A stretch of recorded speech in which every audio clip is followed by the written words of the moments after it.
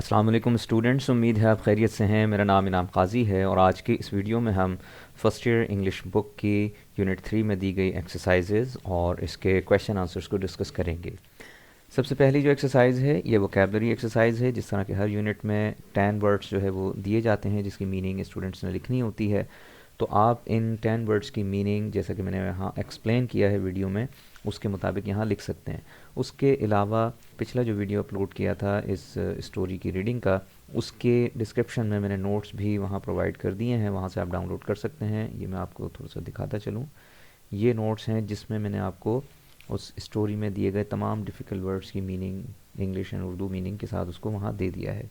तो वहाँ से आप वोकैबलरी को देखकर, या मैं रिकमेंड करूँगा कि आप उस लेक्चर को सुनें और वहाँ जो मीनिंग एक्सप्लेन की गई है उसके मुताबिक आप यहाँ इस ब्लैंक्स में मीनिंग को लिख देंगे।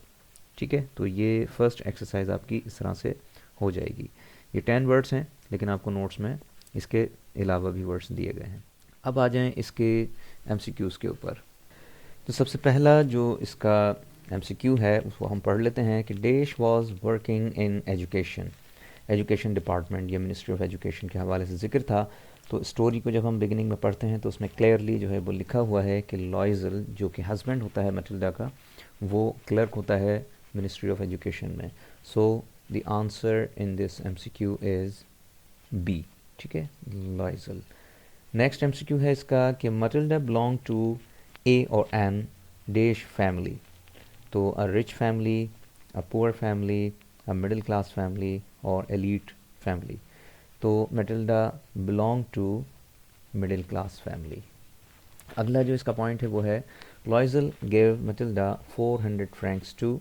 अच्छा, अब यहाँ एक करेक्शन आप कर लीजिएगा, इसको या तो एस लगा कर गिव्स कर दें या इसको हम पास्ट टेंस में अगर रखें तो फिर ये गैव होना चाहिए। ठीक है, GAVE।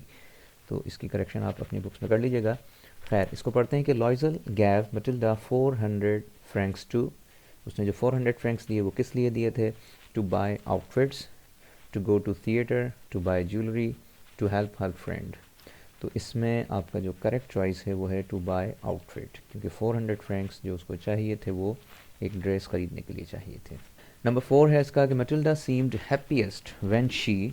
अच्छा, अब ये जो पॉइंट है इसका ये थोड़ा सा कंफ्यूजिंग है, क्योंकि इसमें उसके हैप्पीएस्ट होने के मोमेंट को हमने देखना है, सिर्फ हैप्पी होने को नहीं या सिर्फ जो है मुतमईन होने को नहीं। अच्छा, अब अगर हम इसको स्टोरी को पढ़ते हैं तो उसमें 2-3 जगहों पर हमें लगता है कि वो खुश है। सबसे पहला क्या कि जब उसको इनविटेशन मिलता है वहाँ पर भी वो इनिशियली खुशी का इजहार करती है।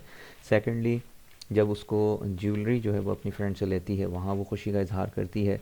और जो तीसरा है उसकी खुशी का, जो मेरी नज़र में सबसे ज़्यादा खुशी का मौका है वो है पार्टी का दिन, कि जिसमें वो सेंटर ऑफ अटेंशन होती है और बहुत वहाँ जो है वो इन्जॉय करती है। यानी पूरी तरीके से उसकी यूँ समझ लीजिए कि जो ख्वाब था वो पूरा हुआ था और उसको जो जैसा वो चाहती थी वैसा सब कुछ मिला था। किस दिन? जिस दिन वो पार्टी में शिरकत करती है। तो यहाँ अब इसमें जो ऑप्शंस गिवन हैं उसमें कुछ कन्फ्यूजन है। बहरहाल मैं इसको पढ़ देता हूँ, लेकिन जो करेक्ट ऑप्शन है वो भी मैं आपको बता दूंगा। फर्स्ट है इसका रिसीव्ड द इनविटेशन। हैप्पीएस्ट का मतलब है सबसे ज़्यादा खुश, खाली हैप्पी नहीं है, हैप्पीएस्ट है। तो अब जब सबसे ज़्यादा खुश होने की बात है तो हम ये देखते हैं कि क्या इनविटेशन मिलने पर ही उसको सबसे ज़्यादा खुशी हुई थी? तो ऐसा नहीं है, क्योंकि इनविटेशन पढ़ने के बाद उसका फिर से मुंह बन जाता है और वो उसको उठाकर साइड में फेंक देती है और कहती है कि इसका मुझे क्या करना है। सेकंड पर अगर हम आए बी पर, तो डांस्ड इन द पार्टी। अब डांस इन द पार्टी ये वो पार्टी के दिन का जिक्र है कि जिस दिन उसका वो ख्वाब पूरा होता है, कि जो जिस ख्वाब को वो हमेशा देखती थी। और वो ख्वाब क्या था? एलीट क्लास के अंदर घुलना मिलना और जो है आलीशान किस्म की, शानदार किस्म की पार्टीज़ में शिरकत करना। इस ऑप्शन को फ़िलहाल हम टिक नहीं कर रहे हैं, पहले आगे का ऑप्शन देख रहे हैं कि बॉट अ न्यू ड्रेस। तो क्या उसको ड्रेस मिल जाने पर सबसे ज़्यादा खुशी थी? तो ये भी नहीं है, क्योंकि ड्रेस मिलने के बाद भी वो गमगीन सी होती है और फिर उसको ज्वेलरी की जो है वो फ़िक्र होती है। और डी ऑप्शन है इसका बोरोड द नेकलेस, कि क्या वो नेकलेस लेने के बाद सबसे ज़्यादा खुश थी? खुश तो थी, लेकिन क्या हम उसको सबसे ज़्यादा खुश कह सकते हैं? तो इन चारों ऑप्शंस के अंदर ऑप्शन बी ही हमें जो है वो सबसे ज़्यादा सूटेबल लगता है। क्यों? क्योंकि वो वाहिद मौका था कि जिसमें उसका जो एक ड्रीम था, जो उसका एक उसकी एक सबसे बड़ी ख्वाहिश थी वो पूरी हुई थी। तो इंसान जब सबसे बड़ी ख्वाहिश पूरी हो तो उस लम्हे ही वो हैप्पीएस्ट काउंट किया जा सकता है। तो लिहाजा option B is the correct choice. Number 5 है इसका, the main theme of the necklace is. Main theme का मतलब कि ओवरऑल ये कहानी किस चीज़ को पोर्ट्रे करती है या किस चीज़ के क्या मैसेज देती है। तो इसका ऑप्शंस देख लेते हैं कि ए है इसका, we suffer for our vanities. Vanities का मतलब प्राउड फील करना या प्राइड जिसको हम कहते हैं, दिखावा जिसको कहते हैं, शो ऑफ। बी है इसका, it is unwise to borrow things. ऐसा नहीं है, इंसान कभी कभी बोरो भी कर लेता है, तो ये बी ऑप्शन इसका नहीं हो सकता। Parties can lead to trouble, लाजमी नहीं है ये बात भी। और friends should be honest with each other. अच्छा, अब यहाँ फ्रेंड शुड बी ऑनेस्ट बात दुरुस्त ज़रूर है, लेकिन क्या इस थीम के अंदर हम इसको रखकर या इस स्टोरी की बतौर थीम इसको ले सकते हैं? तो ऐसा भी नहीं है। तो इसका जो ऑप्शन है वो है A, we suffer for our vanities. अगला पॉइंट है इसका, when she borrowed necklace ma'am Loisel spent whole evening in. अब मैम लॉइजल मटिल्डा की ही बात हो रही है कि जब उसने नेकलेस लिया तो सारा जो वक्त था उसने किस तरह गुजारा, टॉकिंग विद हर हस्बैंड। तो ऐसा नहीं था। बी में है वॉचिंग रिच पीपल, ये भी नहीं था। Wishing she had not come, ये भी हम उसको नहीं ले सकते। और डी है इसका, डांसिंग विद मैनी मैन। तो ये वही पार्टी के दिन का जो है वो ज़िक्र है, जब उसने लिबास भी उसका अरेंज हो गया था, उसने नेकलेस भी ले लिया था, तो उसके बाद जो उसने सबसे ज़्यादा लम्हे को एंजॉय किया है वो है पार्टी में डांस करना, या यूँ कह लें सिंपल कि पार्टी का हिस्सा होना। ठीक है, नेक्स्ट इसमें है, इन ऑर्डर टू पे the necklace mister लॉइजल does all of the following except. अच्छा, अब ये ऑप्शन इस तरह का है कि इसमें चार इन्होंने जो ऑप्शंस दिए हैं उसमें से कोई एक ऐसा है जो उस स्टोरी से हट कर होगा और वो एक्सेप्शन होगा, हमें उसको जो है वो सिंगल आउट करना है या उसको चूज़ करना है कि वो नहीं है। For example, contribute his entire inheritance, बिल्कुल उसने ये किया था।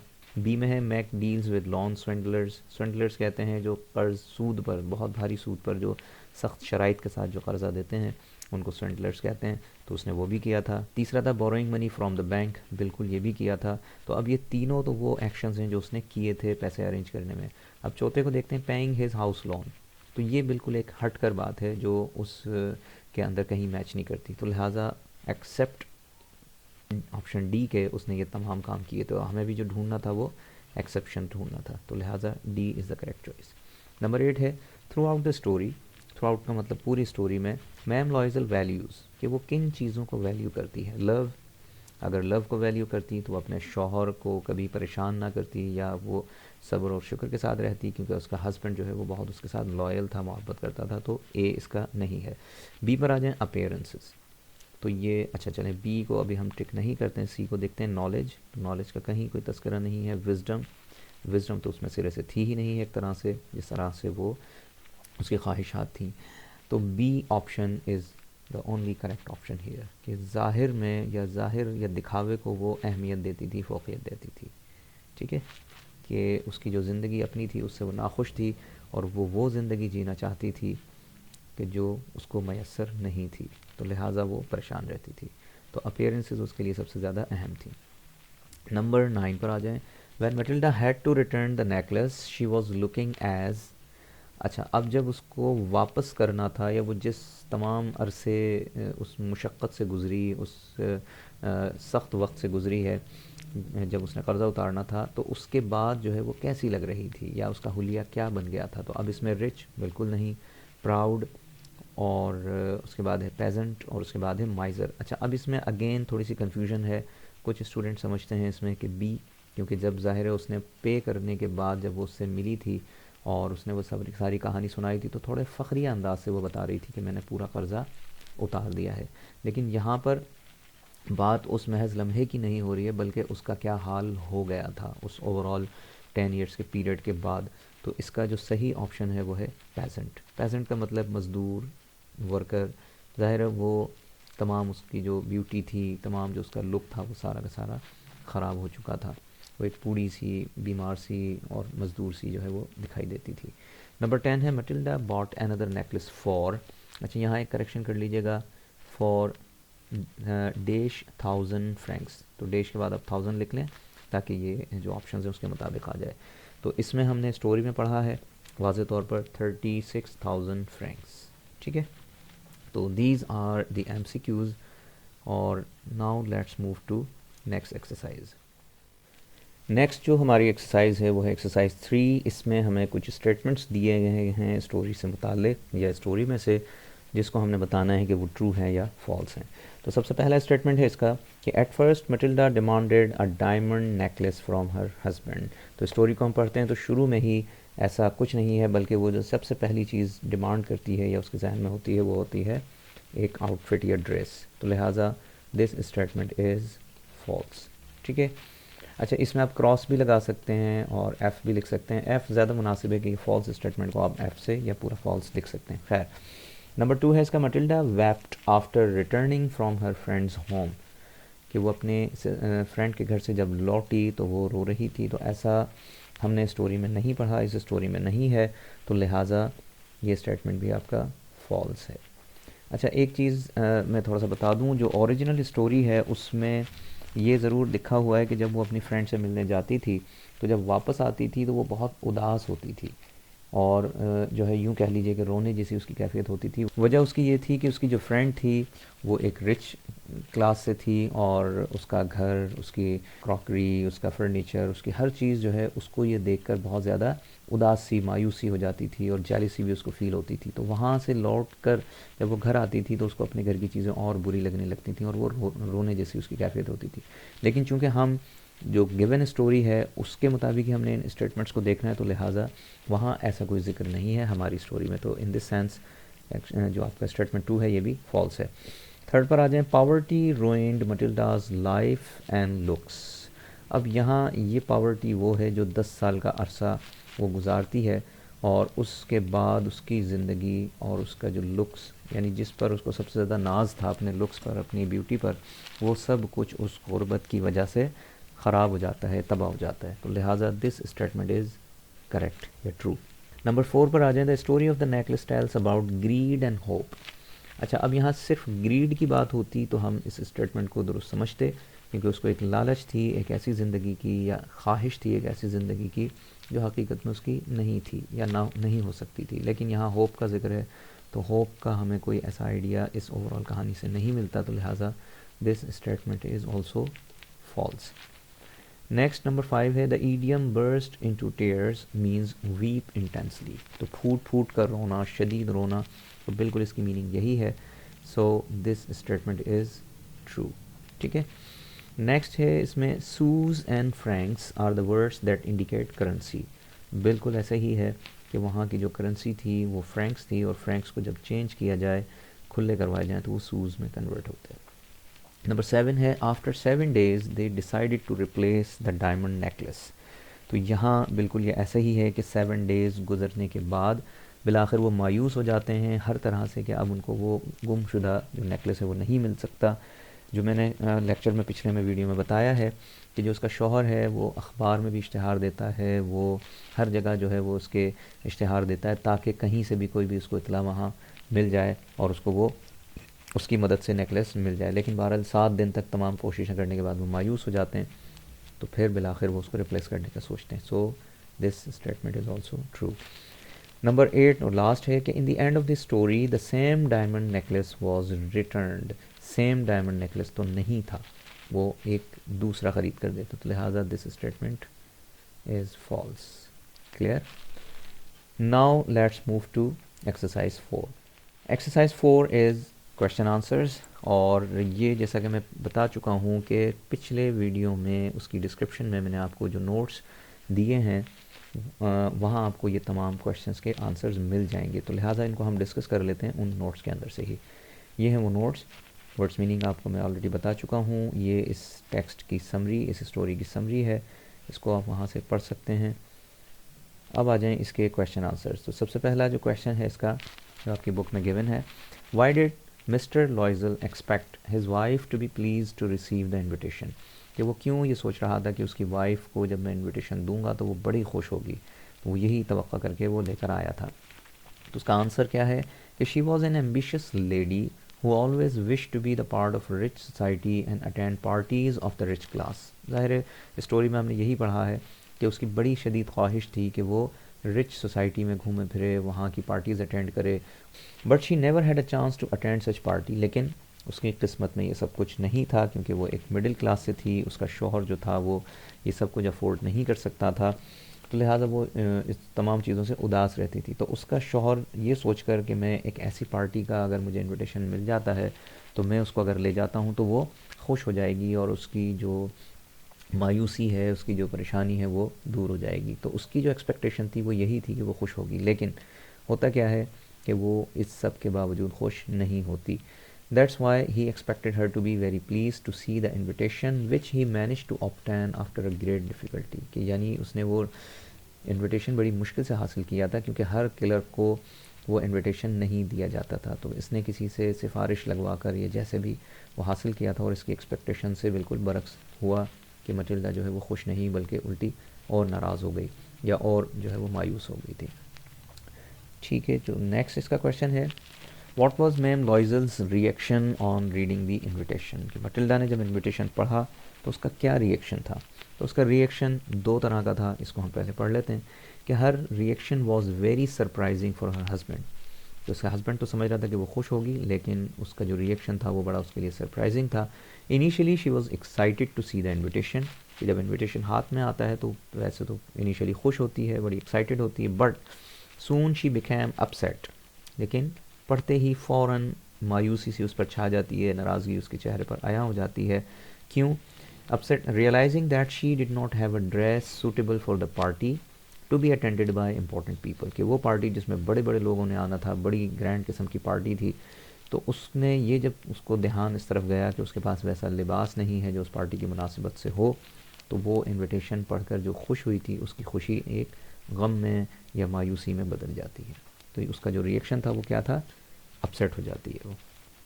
क्वेश्चन नंबर 3 है, how was the life of ma'am लॉइजल before the loss of the necklace, कि नेकलेस के एपिसोड से पहले पहले उसकी लाइफ कैसी थी। तो हम कह सकते हैं एज ए रीडर कि एक अच्छी लाइफ थी, एक कंफर्टेबल लाइफ थी, एक लविंग हस्बैंड के साथ जो है वो रहती थी, और अच्छा सा घर था, सब कुछ था उसमें।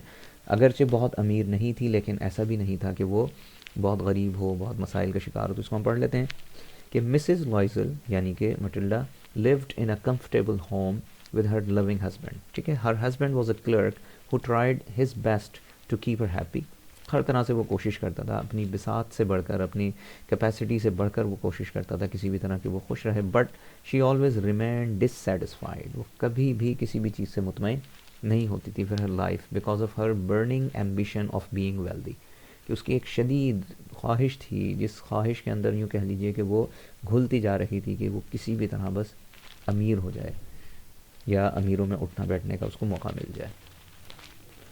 नंबर 4 है question, what efforts were made to find ma'am Forestier's necklace, कि क्या क्या कोशिशें की गई उस नेकलेस को ढूंढने के लिए। तो mister and Mrs लॉइजल desperately search the necklace for hours, कि जब उनको पता चला कि नेकलेस मिसिंग है, उन्होंने घंटों जो है घर में भी ढूंढा, और उसका जो शौहर था वो बेचारा बाहर रास्ते के हर हर जगह को जो है तलाश करता है जहाँ जहाँ से वो आए थे। इसको आप भी पढ़ लेते हैं कि mister लॉइजल retraced their steps and spent the whole wintry night looking for the lost necklace. विंट्री night यानी उस सख्त सर्दी के मौसम में वो बेचारा बाहर गया, पैदल चलता चलता उन तमाम रास्तों को देखा जहाँ जहाँ से वो गुजरे थे, और बुक में लिखा है कि सुबह 7 बजे वो लौटता है, यानी हर जगह तलाश करता है, कहीं वो नहीं उसको मिलता। और आगे है कि but all their efforts were in vain का मतलब बेकार जाती हैं, यानी कोई उसका नतीजा नहीं निकलता। अच्छा, ओरिजिनल स्टोरी में इसकी डिटेल्स वहाँ मौजूद हैं कि ढूंढने में उन्होंने कोई कसर नहीं छोड़ी, यहाँ तक कि उसने इश्तिहार भी दिए हर जगह कि कहीं से जो है वो अगर नेकलेस मिल जाता है तो उसको ताकि वापस कर सके, लेकिन बहरहाल वो तमाम उनकी एफर्ट्स जो है वो बेकार चली जाती हैं। Question number 5 is describe in your own words how the Loisel's life changed after they had paired for the new necklace. अच्छा, यहाँ एक छोटा सा ग्रामर का पॉइंट मैं आपको बता दूँ कि बुक में जो लॉइजल्स लाइफ लिखा है वो लॉइजल के बाद अपोस्ट्रॉफी फिर एस है, लेकिन मुझे यहाँ ये लगता है कि ये प्लूरल में होना चाहिए, क्योंकि द लॉइजल्स का मतलब दोनों की बात हो रही है, और दोनों की ही ज़िंदगी ज़ाहिर है उसमें एक फ़र्क आ जाता है, वो तब्दील हो जाती है। तो इन माई व्यू ग्रामेटिकली इसको यूँ होना चाहिए। बहरहाल इसको पढ़ लेते हैं कि describe in your own words how the Loisels life changed, किस तरह बदल गई after they had paid for the new necklace, कि जब उन्होंने न्यू नेकलेस का सारा वो कर्जा उतारा। इसका आंसर है the Loisels life came under great stress, और ये बिल्कुल फैक्ट है, हमने जब पढ़ा है कि शदीद वो दबाव का शिकार हो जाते हैं, शदीद वो माली मुश्किलात का शिकार हो जाते हैं। ज़ाहिर है उनको वो इतना बड़ा जब कर्ज़ा उतारना है तो अपने ख़र्चे जो हैं वो भी कम करने हैं, अपनी सहूलियात को जो है कंप्रोमाइज़ करना है या उसकी कुर्बानी देनी थी, ये सब कुछ उन्होंने किया।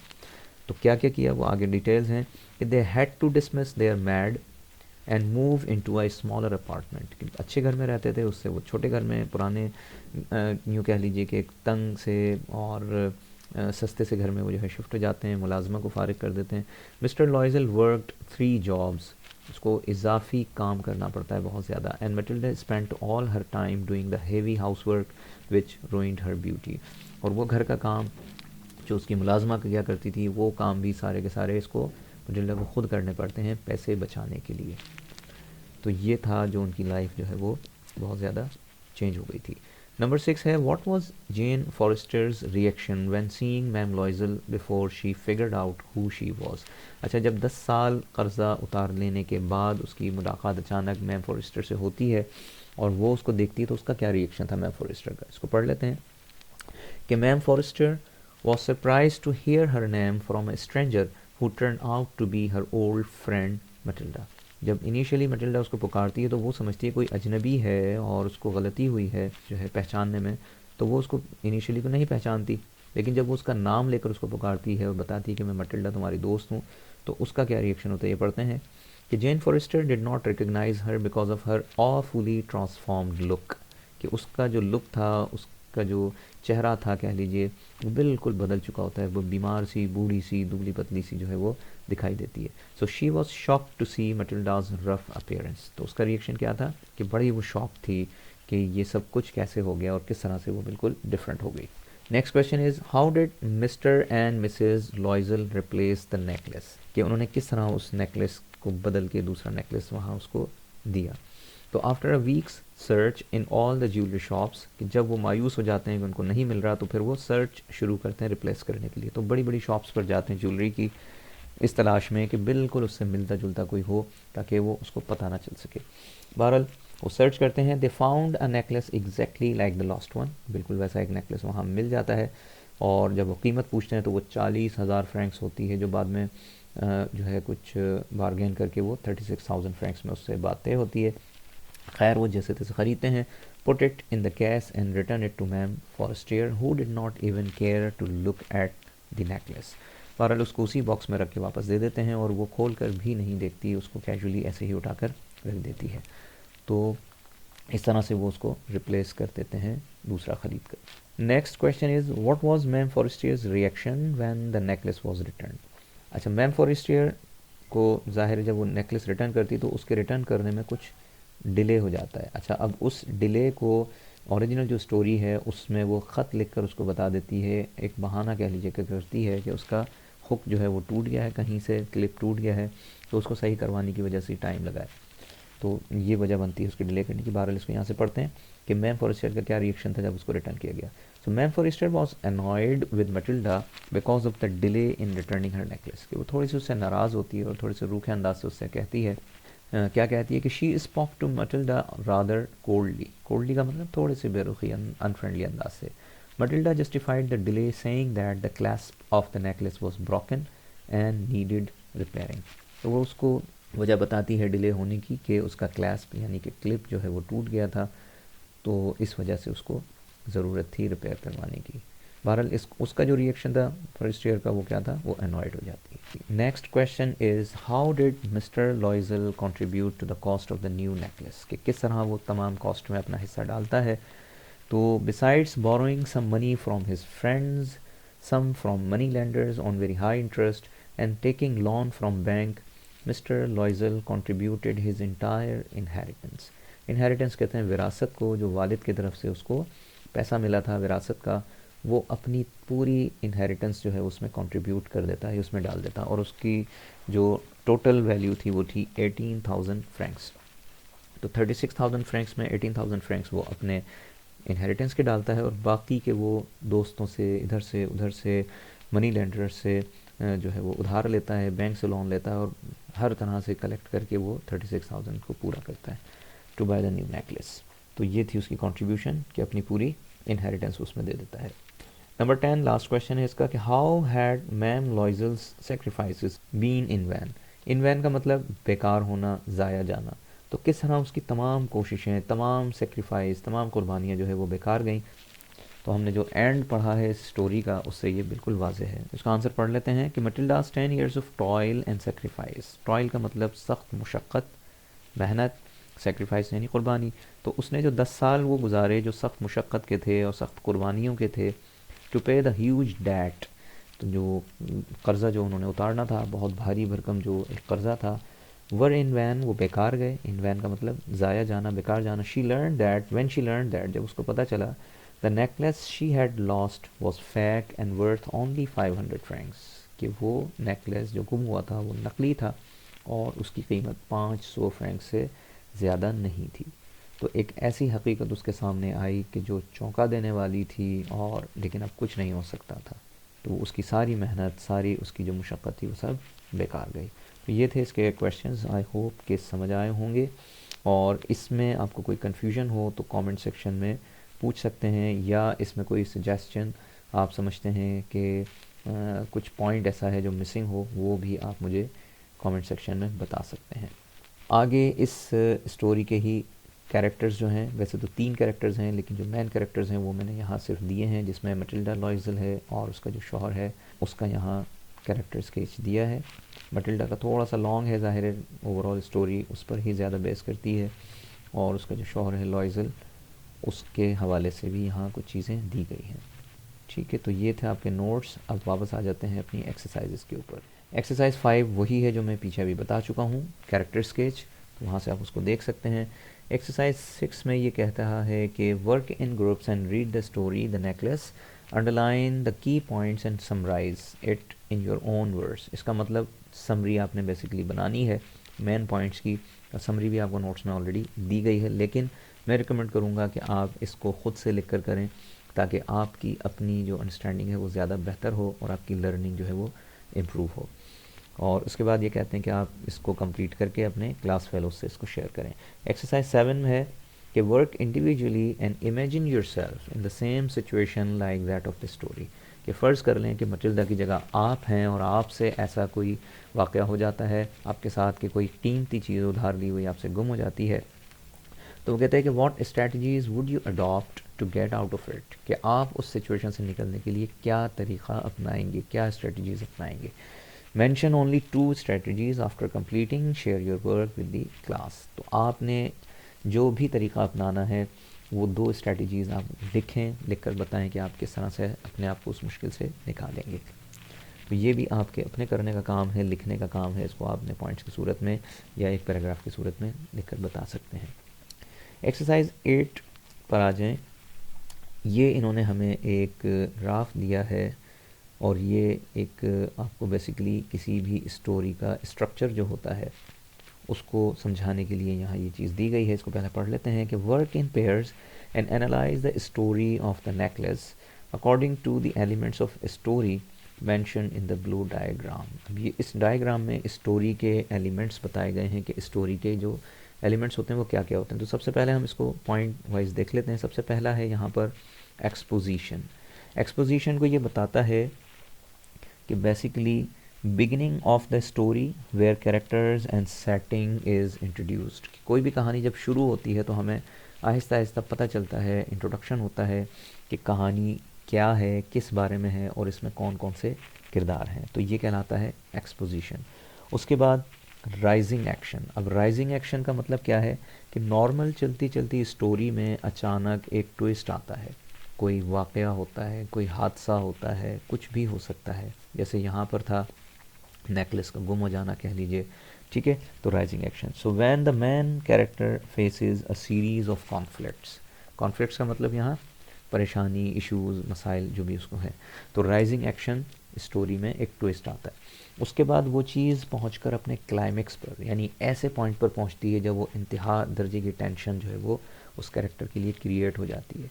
और ये कहानी के अंदर कोई मूवी हम देख रहे हों उसमें भी ऐसा होता है कि कोई अगर फॉर एग्ज़ाम्पल कोई ऐसा वाक़या हुआ है, कोई वारदात हुई है, तो वो उसमें एक ट्विस्ट पहले सबसे पहले पैदा होता है, वारदात होने पर फिर वो वाक़यात चलते जाते हैं और यहाँ तक कि वो एक क्लाइमेक्स तक पहुँचते हैं, एक ऐसे पॉइंट तक पहुँचते हैं कि जब सस्पेंस अपनी इंतहा पर होता है और फिर बिलाखिर वो केस रिज़ॉल्व होता है आहिस्ता आहिस्ता, और फिर उसको हम कहते हैं फॉलिंग एक्शन। ठीक है, तो क्लाइमेक्स पे जाके एक्शन जो है वो फॉल करना शुरू करता है और आखिर में आके रेजोल्यूशन हो जाता है। रेजोल्यूशन का मतलब अगर कोई मसला पैदा हुआ था तो वो मसला हल हो जाता है, कोई वारदात हुई होती है तो उस वारदात के किरदार या उसमें मुलव्विस लोग पकड़े जाते हैं वगैरह वगैरह। बहरहाल इसको देख लेते हैं। तो राइजिंग एक्शन हमने पढ़ा, उसके बाद एक climax, the most exciting part of the story when we learn the outcome, कि जब हमें पता चलता है कि क्या इसका आउटकम होगा, यानी हम किसी हद तक उस स्टोरी को कॉम्प्रिहेंड कर लेते हैं। उसके बाद से फॉलिंग एक्शन शुरू हो जाता है, यानी events leading to the end of the story, कि अब स्टोरी जो है एंड की तरफ जा रही है। या कोई भी मूवी हम अगर जहन में लाएं तो हम बहुत सी चीज़ों को देखकर उसका एंड प्रिडिक्ट कर सकते हैं, और फिर उसके बाद रेजोल्यूशन यानी एंड ऑफ द स्टोरी। तो अब इस डायग्राम को अगर हम द नेकलेस के मुताबिक देखें तो नॉर्मली स्टोरी शुरू होती है, ठीक है, उसमें जो है इनविटेशन आता है, इनविटेशन को देख के वो उठाकर फेंक देती है, तो इसमें यहाँ थोड़ा सा एक एक्शन आहिस्ता आहिस्ता राइज़ होना शुरू होता है। फिर वो उसकी डिमांड आती है ड्रेस की, फिर वो डिमांड उसकी आती है ज्वेलरी की, फिर वो ज्वेलरी उसको मिल जाती है। चलते चलते अब क्लाइमेक्स कहाँ आ जाता है, जहाँ वो डायमंड नेकलेस जो है वो गुम हो जाता है। टेंशन वाला एक शदीद जो है वो माहौल हो जाता है उसके अंदर, और फिर आहिस्ता आहिस्ता कर्ज़ा लेते हैं, कर्ज़ा लेके उसको उतारते हैं, फिर वहाँ से फॉलिंग एक्शन शुरू होता है। लेकिन इस स्टोरी की खूबसूरती ये है कि इसके जो रेजोल्यूशन है, जो एंड ऑफ द स्टोरी है, वो बड़ी सरप्राइजिंग है। तो यहाँ इस डायग्राम के मुताबिक आप इस स्टोरी को या किसी भी स्टोरी को इस तरह से रख कर देख सकते हैं। ठीक है, अब अच्छा पेपर में अगर आ सकता है ऐसा कुछ, तो अगेन इस डायग्राम के मुताबिक ही आपसे पूछा जाएगा कि इस स्टोरी मुमकिन है कि वो ये स्टोरी ना हो, कोई भी स्टोरी हो सकती है या कोई भी चीज़ ऐसी हो सकती है जिसमें आप इन चीज़ों को, इन एलिमेंट्स को तलाश कर सकें, तो बेसिकली स्टोरी ही होगी। तो वो अगर कोई आपको स्टोरी का पीस दिया जाए और आपसे कहा जाए कि इसकी एक्सपोजिशन बताएं, इसका राइजिंग एक्शन बताएं, इसका क्लाइमेक्स बताएं, तो आप इस स्टोरी को जहन में रखते हुए वहाँ इन तमाम चीज़ों को अप्लाई करके बता सकते हैं।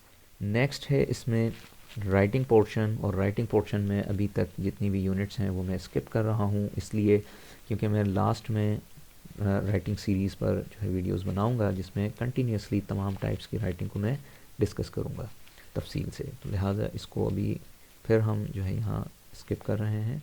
अब है इसमें ओरल कम्युनिकेशन। ओरल कम्युनिकेशन जो है ये हर यूनिट में हमें दी गई है और ये बड़ी इम्पॉर्टेंट है, ख़ास तौर पे फर्स्ट ईयर के स्टूडेंट्स के लिए, ताकि उनके अंदर कॉन्फिडेंस पैदा हो, उनके अंदर जो है कम्युनिकेशन की जो स्किल है वो पैदा हो। प्रेजेंटेशन उन्होंने क्लास में देनी होती है या वो यूनिवर्सिटी में जब उन्होंने जाना है तो वहाँ जो उनको कम्युनिकेट करना होगा, तो उसके लिए ज़रूरी है कि वो स्किल पहले से उनको आती हो, और ये इस किताब में ये बहुत अच्छी चीज़ दी गई है। बहरहाल इसको हम ओरल कम्युनिकेशन को पढ़ते हैं, और इसका जो टॉपिक है यहाँ पर वो है एक्नॉलेजिंग अदर्स कंट्रीब्यूशन। अब कंट्रीब्यूशन का मतलब कि हम किसी ने कोई अच्छा काम किया है, किसी ने कोई हेल्प की है, किसी ने किसी चीज़ में कंट्रीब्यूट किया है, तो हम कैसे उसको एक्नॉलेज करते हैं, उसका शुक्रिया अदा करते हैं, उसको अप्रिशिएट करते हैं।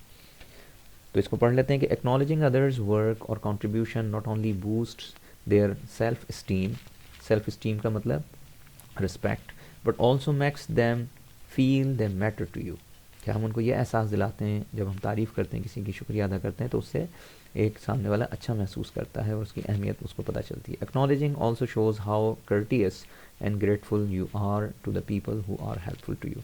शुक्रिया अदा करना ये ज़ाहिर करता है कि हम कितने, हमारे अंदर तहज़ीब है और हम कितने किसी शख्स के शुक्रगुज़ार हैं जिसने हमारी मदद की होती है। अब इसके इसने हमें 3 मुख्तलिफ जो है वो तरीक़े बताए हैं, ये यूँ कह लें 3 मुख्तलिफ डिग्रीज़ बताई हैं। सबसे पहला इसने बताया कि वेरी स्ट्रॉन्ग अप्रिसिएशन, कि जब आप बहुत ज़्यादा अच्छे और एक ज़ोर अंदाज से किसी का अप्रिशिएट करते हैं, तारीफ़ करते हैं या शुक्रिया अदा करते हैं, तो वो क्या अल्फाज हो सकते हैं, वो इसने हमें इस बॉक्स में दिए हैं। जैसे है कि I would like to express my deepest appreciation. तो डीपेस्ट अप्रिसिएशन काफ़ी स्ट्रॉन्ग वर्ड है जब आप तारीफ़ किसी की करते हैं, किसी के हेल्प करने पर या कंट्रीब्यूट करने पर। दूसरा पॉइंट है I am deeply indebted. Indebted का मतलब ममनून होना, एहसानमंद होना, ठीक है। तो ये वही जुमले हैं ज़्यादातर जो हम उर्दू में इस्तेमाल करते हैं, उनको इस तरह से इंग्लिश में कहा जाता है कि I am deeply indebted to you for this favour वगैरह वगैरह। नेक्स्ट इसका पॉइंट है थोड़ा सा लॉन्ग है और ये अक्सर जो बुक्स लिखी जाती हैं उसमें राइटर जो है वो लोगों का शुक्रिया अदा करता है जिन लोगों ने उस किताब को लिखने या उस किताब की पब्लिकेशन में जिसमें भी उस लोगों ने मदद की होती है तो वो उनको एक्नॉलेज कर रहा होता है। तो ज़्यादातर ये अल्फाज होते हैं जो तीसरा पॉइंट दिया है कि this would not have been possible without your support and nurturing, so I would like to extend my deepest appreciation and thanks to the entire team, या किसी शख्स का नाम लेकर कि ये काम जो मैंने किया ये मुमकिन नहीं हो सकता था आपकी सपोर्ट और आपकी हौसला अफजाई के बगैर। नेक्स्ट इसका पॉइंट है less strong but very appreciative. के ऊपर तो था कि बहुत ज़्यादा स्ट्रॉन्ग अंदाज से आप जब शुक्रिया अदा करें अप्रिशिएट करें, दूसरा है उससे थोड़ा सा कम लेकिन इसमें भी आप अप्रिशिएटिव होते हैं। तो वो है I am also thankful to you या आई थैंक यू, ये भी अल्फाज होते हैं। I also wish to thank to you for this favour या I am also grateful. Grateful और थैंकफुल का एक ही मतलब होता है। स्पेशल थैंक्स टू मिस्टर फला फॉर दिस हेल्प, इस तरह से हम इन अल्फाज को इस्तेमाल करके शुक्रिया अदा कर सकते हैं। यहाँ बेसिकली इन्होंने हमें ये किया है कि हमें जो लिमिटेड हमारी वोकैबलरी है या एक्सप्रेशन है शुक्रिया अदा करने का, किसी भी हमारी किसी का हम तारीफ़ कर रहे हैं या किसी की कंट्रीब्यूशन को सराह रहे हैं तो उसके लिए इन्होंने हमें वैरायटी ऑफ फ्रेजेस दिए हैं, वैरायटी ऑफ एक्सप्रेशंस दिए हैं ताकि हम और ज़्यादा अच्छे अंदाज से और ज़्यादा अप्रोप्रिएट अंदाज से कम्युनिकेट कर सकें। तीसरा है रीज़न ऑफ द एक्नॉलेजमेंट, कि जब आप जो है किसी की एक्नॉलेजमेंट कर रहे हैं, एतराफ़ कर रहे हैं किसी की हेल्प का, तो उसमें क्या रीज़न आप जो है वो मेंशन करके उसको बता रहे होते हैं। तो इसने फिर यहाँ हमें 3 पॉइंट्स दिए हैं। इसमें नेम किसी का दे सकते हैं या एक से ज़्यादा लोगों के नेम्स दे सकते हैं। Of the person, group, people played decisive role. For example मैं कहूँ कि mister Ali played a decisive role in establishing this department या इन डूइंग दिस सर्विस, ठीक है। तो या फिर आप 1 से 2, 3, 4 नाम जो भी लोग हों उनका नाम लेकर बता सकते हैं कि ही प्लेड या they played decisive role. Decisive role का मतलब इंपॉर्टेंट रोल। एक और इसमें है पॉइंट कि नेम ऑफ द पर्सन, कि आप नाम जो है लेकर, जैसे मैं कहूँ कि mister Ali provided us with encouragement and passions throughout the duration of the presentation या प्रोजेक्ट या वर्क, कि हमने जो भी काम किया इसमें मिस्टर अली जो हैं उन्होंने हमें हर तरह से इनकरेज किया और वगैरह वगैरह। तो ये एक शुक्रिया अदा करने का, अप्रिशिएट करने का अंदाज़ है। लास्ट है इसका name of the person. Again यहाँ हम किसी का नाम ले सकते हैं। Was instrumental in this project या इन प्रोवाइडिंग मी या इन इनकरेजिंग मी वगैरह वगैरह, कुछ भी वर्ड इसमें लग सकता है। तो इंस्ट्रूमेंटल का मतलब अगेन बहुत बुनियादी हिस्सा होना किसी का, कि इनका बुनियादी हिस्सा था कि उन्होंने हमें हेल्प किया। अब ये जो फ्रेजेस हमें बताए गए हैं, इन ही फ्रेजेस का इस्तेमाल, नीचे एक कॉन्वर्सेशन दी है हमें कमर शाह और मिस्टर जैदी और ज़ैनब करीम, ये इनके दरमियान एक कम्युनिकेशन है।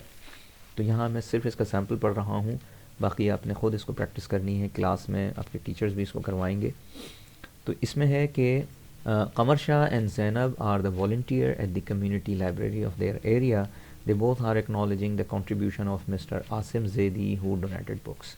तो किसी ने बुक जो है वो डोनेट की हैं आसिम जैदी साहब ने, और उनका शुक्रिया अदा कर रहे हैं कमर शाह और ज़ैनब। तो क्या अल्फाज हैं, किस तरह से वो इन तमाम फ्रेज़ को यूज़ कर रहे हैं, ये आप कॉन्वर्सेशन में देख सकते हैं। तो इसको आप ख़ुद से देख लीजिएगा। अगला हिस्सा जो है हमारा, वो यहाँ इन्होंने 2 सिनेरियोज़ दिए हैं एक्सरसाइज के, कि working group of 3 take turns and acknowledge orally the contribution of the following people for the community, remember to use the phrases given in the table above। असल काम क्या है कि जो फ्रेजेस दिए गए हैं वो हमें इस्तेमाल करने आ जाएं। अब टॉपिक जो यहाँ दिया है वो भी डिस्कस किया जा सकता है, या आप अपनी चॉइस का कोई भी टॉपिक, या टीचर आपको कोई अगर सजेस्ट करें तो उनके ऊपर भी आप डायलॉग्स बना सकते हैं। लेकिन इंपॉर्टेंट चीज़ है कि इन फ्रेजेस को आपको यूज़ करना आना चाहिए। बहरहाल इन्होंने 2 सिनेरियो या 2 सिचुएशंस दिए हैं जिन पर हम अपने डायलॉग्स बना सकते हैं। पहला है the forest officer of the area visits your college for further plantation drive. तो आपके कॉलेज में फॉरेस्ट ऑफिसर आते हैं जिन्होंने प्लांटेशन ड्राइव के हवाले से आपके कॉलेज को असिस्ट किया है, तो आप उनका कैसे शुक्रिया अदा करेंगे, क्या क्या अल्फाज होंगे, इस पर आप डायलॉग बनाएं। दूसरा है an event organised and managed by your college principal to develop awareness about the environmental cleanliness, कि आपके कॉलेज में इवेंट हुआ है, प्रिंसिपल साहब ने उसको इवेंट को अरेंज करवाया है और ये सारा कुछ है। तो उसमें भी आपने डायलॉग डिज़ाइन करके शुक्रिया अदा करना है, अप्रिशिएट करना है प्रिंसिपल की एफ़र्ट्स को। अब यहाँ हमें एक और इसी से रिलेटेड एक्सरसाइज है, work in pairs acknowledge and appreciate the contribution of any one of the following philanthropists. Philanthropist वो होते हैं जो लोगों के लिए, इंसानों के लिए जो है काम कर रहे होते हैं फॉर ह्यूमैनिटी। तो डॉक्टर अदीब रिजवी बहुत बड़ा नाम है पाकिस्तान का, इनका इदारा है। अब्दुल सत्तार ईदी वेल नोन पर्सन है, सब जानते हैं। या इनके अलावा भी हम जिस भी फिलैंथ्रोपिस्ट को जानते हैं उसके हवाले से हम एक डायलॉग बना सकते हैं और इन वर्ड्स को यूज़ करके अप्रिशिएट कर सकते हैं। अब आ जाएं ग्रामर पोर्शन। अब आ जाएं इसके ग्रामर पोर्शन में। ग्रामर पोर्शन में हमें प्रोनाउन, एंटीसीडेंट, एग्रीमेंट ये टॉपिक दिया गया है। अच्छा, प्रोनाउन हम जो है पार्ट्स ऑफ स्पीच में बहुत दफ़ा पढ़ चुके हैं कि a word which is used in place of a noun. लेकिन यहाँ जो एक नई टर्म हमें नज़र आती है वो है एंटीसीडेंट। इसको समझने के लिए आसान सी बात है कि प्रोनाउन जिस नाउन को रिप्लेस कर रहा होता है वो कहलाता है एंटीसीडेंट। फॉर एग्ज़ाम्पल, अगर मैं कहूँ कि Ali is going to school with his father. अब Ali is going to school with his father. अब हिज जो है यहाँ प्रोनाउन है और ये किसका प्रोनाउन है? तो ये प्रोनाउन है अली का। तो लिहाजा प्रोनाउन जिस वर्ड की जगह आता है वो वर्ड एक्चुअल में उसका एंटीसीडेंट होता है। तो यहाँ अली जो है वो एंटीसीडेंट है और प्रोनाउन जो है उसका वो हिज है। तो ये रिलेशन होता है प्रोनाउन एंटीसीडेंट। अब इस रिलेशन के अंदर एग्रीमेंट होना ज़रूरी है। एग्रीमेंट से मुराद यहाँ पर क्या है कि अगर हमारा एंटीसीडेंट सिंगुलर है तो हमारा प्रोनाउन भी सिंगुलर होगा। अगर हमारा एंटीसीडेंट या वो सब्जेक्ट जिसको हम कह सकते हैं जनरल टर्म्स में, वो अगर प्लूरल है तो हमारा प्रोनाउन भी उसके मुताबिक प्लूरल होगा। इसी तरीके से मेल फीमेल यानी जेंडर का डिफरेंस है तो उसके मुताबिक ही हम अपना प्रोनाउन लेते हैं। तो यहाँ इसकी तफसीलात हैं, इसको हम पढ़ लेते हैं। पहले इसको जो दिया है ये पढ़ते हैं कि a pronoun must agree with its antecedent in number, gender and person. अब यहाँ नंबर मैं बता चुका हूँ सिंगुलर प्लूरल, जेंडर भी मैंने बताया मेल फीमेल, और पर्सन का मतलब यहाँ जो ग्रामर में first person, second person, third person का जो डिफरेंस होता है उसके मुताबिक हमें उसको फॉलो करना होता है। इसको जब हम पढ़ते हैं आगे तो आपको और समझ आ जाएगा। Agreement in number, number singular plural की बात हो रही है तो सिंगुलर एंड प्लूरल सब्जेक्ट्स। ये कहता है कि if the antecedent is singular use a singular pronoun. Clear? If it is plural use a plural pronoun. यहाँ दो इन्होंने एग्जाम्पल दी हैं सिंगुलर और प्लूरल करके। पहला जो इसमें एग्जाम्पल सेंटेंस है वो है because this cupboard is almost 200 years old. अब दिस कबर्ड ये एक सिंगुलर एंटिटी है तो लिहाजा इसका जो इन्होंने प्रोनाउन इसके साथ जोड़ा वो है इट इज़ हिस्टोरिकली इम्पोर्टेंट। दे नहीं कहा, ठीक है, क्योंकि कबर्ड्स नहीं है, कबर्ड है, तो लिहाजा कबर्ड सिंगुलर एक एंटिटी है, एक ऑब्जेक्ट है, तो उसका प्रोनाउन ये हो जाएगा आपका सिंगुलर। अच्छा, अगेन मैं थोड़ा सा और क्लियर कर दूं कि ये प्रोनाउन है तो फिर कबर्ड क्या है? इसका एंटीसीडेंट। क्लियर हो गया अब आपको? सेकंड एग्जांपल सेंटेंस है the fittings in this house. अब फिटिंग्स जो हमारा यहाँ नाउन है या ऑब्जेक्ट है वो है प्लूरल एस के साथ। क्लियर? तो इसका प्रोनाउन क्या होगा इसको हम देखते हैं। The fittings in this house are noticeably different from their modern counterparts. अब फिटिंग्स प्लूरल था तो इसका जो प्रोनाउन लगा है वो प्लूरल है, इट्स नहीं लगाया, ठीक है। और काउंटर पार्ट्स का मतलब होता है सिमिलर टाइप को हम उसका काउंटर पार्ट कहते हैं। अब आ जाएं इसके कंपाउंड सब्जेक्ट्स। कंपाउंड सब्जेक्ट से मुराद के जहाँ पर मोर देन वन सब्जेक्ट्स एक साथ आते हों तो वो कंपाउंड सब्जेक्ट कहलाता है। जिसको पढ़ लेते हैं कि कहता है कि a plural pronoun is used to refer to nouns और प्रोनाउंस जॉइंड बाय एंड के साथ हम दो या तीन सब्जेक्ट्स को या नाउन्स को रखते हैं तो वो कंपाउंड सब्जेक्ट्स कहलाते हैं। फर्स्ट एग्जाम्पल सेंटेंस है the tiny cupboard and dresser. अब यहाँ कबर्ड वन थिंग और ड्रेसर सेकंड थिंग, तो ये दो चीज़ें एंड के साथ जुड़कर प्लूरल हो गई, तो लिहाजा इन प्लूरल के साथ जब हम इसका प्रोनाउन यूज़ करेंगे तो वो भी प्लूरल होगा। तो ये है कि the tiny cupboard and dresser still have their original hardware. Its original नहीं होगा क्योंकि दो चीज़ों की बात हो रही है। क्लियर? सेकंड सेंटेंस है Sara and Sana, again compound subject है, have their own outfits for the party tonight. तो यहाँ पर भी देयर प्लूरल लगाया है, हर नहीं लगाया। आगे है a pronoun that refers to nouns और प्रोनाउंस जॉइंड बाय और या फिर nor should agree with the noun or pronoun closest to it. It का मतलब यहाँ पर और या नोर, कि और या नोर जो वर्ड्स हैं इनके क्लोजेस्ट जो हमारा वर्ड आएगा वो हम देखेंगे सिंगुलर है तो उसके मुताबिक सिंगुलर हम प्रोनाउन ले लेंगे, अगर वो प्लूरल है तो फिर हम उसका प्रोनाउन प्लूरल लेंगे। यहाँ दो सेंटेंसेस हैं, इसको हम देख लेते हैं कि neither the scientist NOR the administration, अब नोर के क्लोजेस्ट जो यानी साथ आया है वो क्या है, एडमिनिस्ट्रेशन, जो कि एक सिंगुलर को शो कर रहा है, एडमिनिस्ट्रेशंस नहीं है। तो लिहाजा जब इसका प्रोनाउन आया है तो वो क्या हुआ है, इट्स यानी सिंगुलर, क्योंकि नोर वाले पार्ट में या नोर के बाद जो आपका नाउन यूज़ हुआ है वो सिंगुलर है, तो हम इसी को क्राइटेरिया बनाकर सिंगुलर यूज़ कर लेंगे इसका प्रोनाउन। तो neither the scientist NOR the administration neglected it's duties. Second sentence में इस ऑर्डर को रिवर्स कर दिया गया है, यानी नोर वाले पार्ट में प्लूरल रख दिया है। तो neither the administration nor the scientists neglected their duties. तो यहाँ साइंटिस्ट आपका प्लूरल सब्जेक्ट है और फिर वो कनेक्ट होगा प्लूरल के साथ। क्लियर? आगे है कि a pronoun that refers to a collective noun should be singular if the collective noun names a group acting as a unit. अच्छा, इन जनरल सेंस जो हमारे कलेक्टिव नाउन्स होते हैं वो हम सिंगुलर एंटिटी के तौर पर लेते हैं, लेकिन प्रोनाउन के यूज़ करने में अगेन यहाँ एक टेक्निकल पॉइंट है जिसको जहन में रखना ज़रूरी है कि जो कलेक्टिव नाउन है, जो ग्रुप ऑफ थिंग्स या ग्रुप ऑफ पीपल को हम एक सिंगल नाम देते हैं, उसमें अगर वो ग्रुप जो है जुड़कर मिलकर कलेक्टिवली एक ही एक्टिविटी परफॉर्म कर रहा है, एज ए यूनिट वो काम कर रहा है, तब तो वो सिंगुलर काउंट होगा, यानी उसका प्रोनाउन।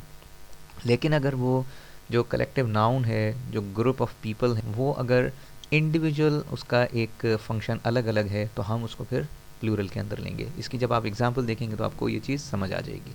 पहला सेंटेंस इसमें है the audience is loading the performance. Loading का मतलब होता है अप्रिशिएट करना। अब ऑडियंस यहाँ कलेक्टिव नाउन है, ठीक है, एक ग्रुप ऑफ पीपल को शो कर रही है, और उनका जो एक्शन है वो सबका एक ही है, लॉडिंग, सब ही उस परफॉर्मेंस की तारीफ़ कर रहे हैं। तो लिहाजा ये जो हमारा वर्ड है, कलेक्टिव नाउन है, ये एक सिंगुलर एंटिटी के तौर पर आएगा। यहाँ इन्होंने वजाहत भी दी है कि सिंगुलर है ये, the audience is acting as a single unit. Second, the family that owns the house loaned its treasure to the library. तो singular, the family is acting as a single unit, क्योंकि यहाँ पूरी family की एक ही activity को बताया जा रहा है। अब इसने अगले पॉइंट में ये बताया है कि कलेक्टिव नाउन प्लूरल प्रोनाउन के साथ कब आते हैं। तो ये कहता है कि a pronoun that refers to a collective noun should be plural if the collective noun names the members or parts of a group acting individually। acting individually का मतलब कि हैं तो वो ग्रुप का हिस्सा ही, लेकिन हर एक का जो एक्ट है वो इंडिविजुअल काउंट हम उसको कर रहे होते हैं। इसकी एग्जांपल देखें, आपको और क्लियर हो जाएगा। फर्स्ट सेंटेंस है the class has been waiting eagerly to see its new English teacher. It means पूरी क्लास के एक ही टीचर हैं, तो लिहाजा पूरी क्लास वेट कर रही है। हर फर्द उसमें अलग अलग उसकी एक्टिविटी नहीं है, बल्कि जो वेट करना है, ईगरली वेट करना, वो सबका एक ही एक्शन है। तो लिहाजा the class students are acting as single unit. ठीक है। सेकंड सेंटेंस है the family wanted their friends to see the house. अब यहाँ देयर आया है फैमिली के साथ, इट्स नहीं आया। उसकी रीज़न क्या है कि फैमिली के हर मेंबर ने अपने अपने फ्रेंड्स को इनवाइट किया है। ठीक है। फॉर एग्ज़ाम्पल भाई है तो उसके अपने फ्रेंड्स हैं, सिस्टर हैं तो उसके अपने फ्रेंड्स हैं, फादर हैं, मदर हैं, वगैरह वगैरह। तो अब यहाँ जो फैमिली है वो as a single unit act नहीं कर रही, बल्कि हर इंडिविजुअल अपना एक इंडिविजुअल एक्ट यहाँ परफॉर्म करता नज़र आ रहा है। तो this is actually the point कि यहाँ पर हम इसको प्लूरल प्रोनाउन के साथ लेंगे। नीचे इसकी वजाहत की है कि the family members are acting individually. अब आ जाते हैं gender and person. Gender male female की बात हो रही है, पर्सन से मुराद होती है फर्स्ट पर्सन सिंगुलर या सेकंड पर्सन या थर्ड पर्सन। तो ये ग्रामर के अंदर जो पर्सन फर्स्ट सेकंड थर्ड होते हैं उससे मुतालिक ये चीज़ें हैं, वो मैं आपको क्लियर कर देता हूँ। The gender of the pronoun masculine यानी कि ही हिज हिम, यानी मेल को रेफ़र करने वाले जो प्रोनाउंस हैं, और फेमिनिन जो होते हैं वो शी हर या हर्स, और न्यूटर जो है हमारे प्रोनाउंस भी होते हैं या न्यूटर जेंडर होते हैं जिसमें इट या इट्स यानी मेल फीमेल का उसमें कोई हम डिफरेंस नहीं बता रहे होते हैं। तो must be the same as the gender of its antecedent, यानी मेल अगर बिगिनिंग में है तो उसका प्रोनाउन मेल हो जाएगा, फीमेल का जिक्र है तो उसका प्रोनाउन शी हर या हर्स हो जाएगा। ठीक है। और इसी तरीके से कोई न्यूटर जेंडर थिंग की हम बात कर रहे हैं तो उसका प्रोनाउन फिर न्यूटर जेंडर हो जाएगा।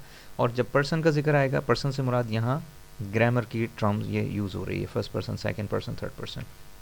तो यहाँ बताता है कि the person first second third of the pronoun also must agree with the person of its antecedent. यहाँ हम इसके सेंटेंसेस पढ़ते हैं तो आपको और क्लियर हो जाएगा।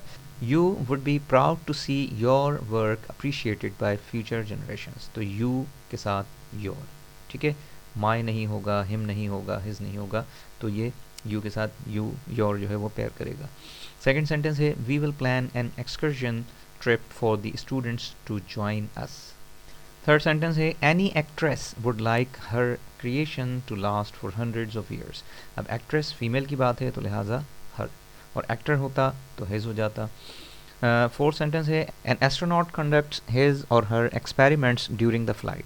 अब यहाँ हिज और हर क्यों दिया है, क्योंकि एस्ट्रोनॉट जो है वो मेल भी हो सकता है और कोई फीमेल भी हो सकती है। ठीक है, अब ये एक्सरसाइज 1 है जो इसी से मुतालिक है। इसमें हमने जो प्रोनाउंस हैं उनको देखना है, तो इसको पढ़ लेते हैं। Kathy has always like doll houses and she got an idea for a business from their hobby. From their hobby, तो यहाँ बात हो रही है कैथी जो कि फीमेल सिंगुलर पर्सन है, तो यहाँ पर देयर के बजाय हर हॉबी होना चाहिए। Now she and her brothers make dollhouses for sale. Neither she nor her brothers give all of her.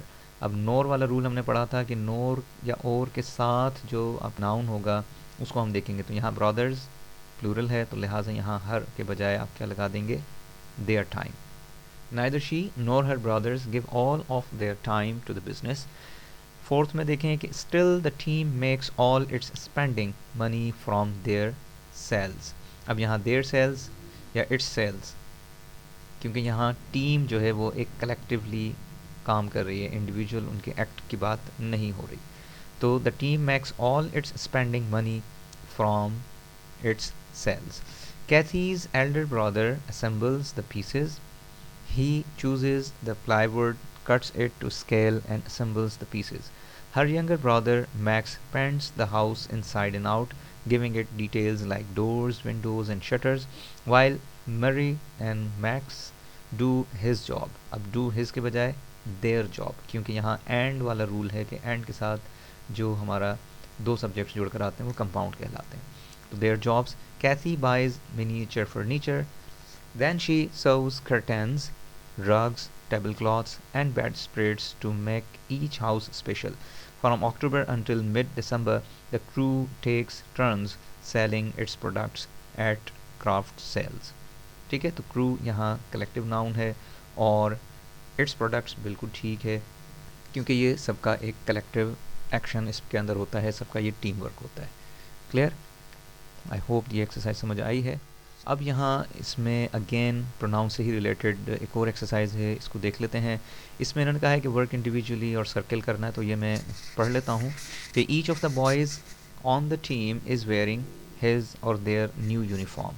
अब यहाँ टीम की बात हो रही है और टीम के हर बॉय यानी हर मेंबर की बात हो रही है। ठीक है, तो यहाँ पर ये कलेक्टिव नाउन तो ज़रूर है, लेकिन क्या इसमें एक यूनिट के तौर पर परफॉर्म करते हुए एक्शन नज़र आ रहे हैं या हर शख्स का अपना अलग एक्शन है। तो चूँकि यूनिफॉर्म हर बॉय का अलग है, तो इट मीन्स कि वो यूनिटी में काम नहीं कर रहे बल्कि इंडिविजुअली उनका एक्ट है। तो क्या हो जाएगा, each of the boys on the team is wearing his new uniform. Clear? Second sentence है मैनी हैव एक्सप्रेस्ड हिज और हर या their support for our plan. अब मैनी जो वर्ड है ये प्लूरल को शो करता है, तो लिहाजा यहाँ हमारा जो प्रोनाउन होगा वो प्लूरल होगा। Third is neither of the women has told me her या देयर ओपिनियन। अच्छा, जब हम नाइदर लगाएंगे, नाइदर का मतलब कोई एक भी नहीं, यानी दो में से हम बात कर रहे होते हैं, तो ना तो ये ना वो, तो दोनों में से कोई एक भी नहीं, तो इसका मतलब बेसिकली हम सिंगुलर की बात कर रहे हैं। तो जब सिंगुलर की बात है तो ये आ जाएगा आपका हर। अच्छा, ये जो वर्ड है इसके प्रोनाउंसिएशन को भी ज़रा देख लें। ए के साथ जो होता है उसको हम कहते हैं वुमन, और ये ई के साथ प्लूरल जो है इसको हम पढ़ेंगे विमेन। फोर्थ सेंटेंस है when the team scored a touchdown the crowd threw its या their hats in the air. अब इट्स हैट, क्या पूरे क्राउड के का एक ही हैट था? जाहिर है नहीं, सबके अपने अपने अलग अलग हैट्स थे। तो इट मीन्स कि यहाँ पर जो कलेक्टिव नाउन यानी कि क्राउड है ये इंडिविजुअली एक्ट कर रहा है। ठीक है, तो देयर हैट्स। नंबर 5 है neither Ali nor his sisters. Again nor वाला या और वाला जो रूल है कि नोर या और के साथ जो आपका नाउन होगा वो प्लूरल है, तो हमने उसको प्लूरल प्रोनाउन लेना है। Neither Ali nor his sisters have bought a gift for their, ठीक है, brother. Scuba divers are taught that you या दे शुड चेक योर या देयर इक्विपमेंट। तो स्कूबा डाइवर्स की बात हो रही है, ज़ाहिर है सेकंड पर्सन तो इसमें है नहीं, तो दे शुड चेक योर के बजाय their equipment. Clear. Samar and Kavi, यहाँ एंड वाला रूल है तो इट मीन्स ये एक कंपाउंड सब्जेक्ट है, प्लूरल यानी कि, तो क्या हो जाएगा, their routine before the other gymnasts do. Next is not one hiker would set out without his और हर या देयर कंपस। अब यहाँ हाइकर जो है वो मेल भी हो सकता है, कोई फीमेल भी हो सकती है, तो लिहाजा ये आपका न्यूटर जेंडर है, तो यहाँ पर हिज और हर लगाएंगे। Clear. Yasmin and her sisters, again her sisters and के साथ है तो it means this is a compound noun. तो Yasmin and her sisters shop for clothes here because they can find, plural है तो दे। लास्ट है इसमें anyone who wants a job, अब एनीवन सिंगुलर और फिर अगेन न्यूटर, एनीवन में male भी हो सकता है, कोई फीमेल भी, तो anyone who wants a job should bring his और हर एप्लीकेशंस टू मी, तो लिहाजा हिज और हर इज़ करेक्ट। अब यहाँ इसने एक और पॉइंट दिया है इसका कि pronoun antecedent agreement of indefinite pronounce. Indefinite हमारे प्रोनाउंस क्या होते हैं, जो अभी हमने ऊपर पढ़ा भी है, नीचे इसको देख लेते हैं। इनडेफिनेट प्रोनाउंस जो हमेशा सिंगुलर आते हैं वो हैं अनदर, ईच, एवरीथिंग, वन, ये हमेशा सिंगुलर के तौर पर आते हैं। इसी तरह anybody, either, neither, somebody, anyone, everybody, nobody, someone या एनीथिंग, एनीवन, नोवन वगैरह वगैरह। तो ये जो फर्स्ट जो लेफ़्ट पर जो कॉलम है इसमें सारे के सारे जो इंडेफिनेट प्रोनाउंस हैं ये आपके सिंगुलर आते हैं। और सेकंड कॉलम में है ऑलवेज प्लूरल वाले, बोथ, ये हमेशा मोर देन वन के लिए आता है, और यानी कि टू के लिए, फ्यू अगेन ये भी प्लूरल के लिए आता है, मैनी प्लूरल के लिए, सेवरल ये भी प्लूरल के लिए। और जो लास्ट कॉलम में है वो सिंगुलर भी हो सकते हैं और प्लूरल भी हो सकते हैं डिपेंडिंग ऑन सिचुएशन। तो यहाँ ऑल है या नन है, एनी या सम या मोस्ट, इनको हम सेंटेंसेस में देखेंगे तो और ये चीज़ क्लियर हो जाएगी। फर्दर इसमें कहते हैं कि use a singular pronoun to refer to a singular indefinite pronoun. Again rule वही है कि सिंगुलर इनडेफिनेट प्रोनाउन होगा तो हमने उसके साथ सिंगुलर प्रोनाउन यूज़ करना है। द फ्रेज हिज और हर is considered a singular pronoun, क्योंकि दोनों में से किसी एक की बात हो रही है, और का मतलब यहाँ दोनों नहीं होगा बल्कि कोई एक। अब यहाँ सेंटेंसेस हैं कि each of the cars has its sponsors name painted on it. अच्छा, यहाँ नेम पेंटेड, ये इसमें नेम के बाद स्पेस देनी ज़रूरी है, ये टाइपिंग एरर है। तो ईच ऑफ द कार्स यानी हर कार, हर एक कार की बात हो रही है, तो ईच, एवरी ये वर्ड्स कहीं आ जाएं तो वो सिंगुलर के तौर पर लिए जाते हैं, तो इट्स स्पॉन्सर्स। यहाँ ये बताते हैं कि use a plural pronoun to refer to a plural indefinite pronoun, जैसे many of the cars are in their first race, many plural आ गया तो लिहाजा इट्स के बजाय देयर हो जाएगा। आगे कहते हैं कि some indefinite pronouns can be singular और प्लूरल, जैसे कि हमने पीछे टेबल में देखा। Use the meaning of the sentence to determine whether the indefinite pronoun is singular और प्लूरल।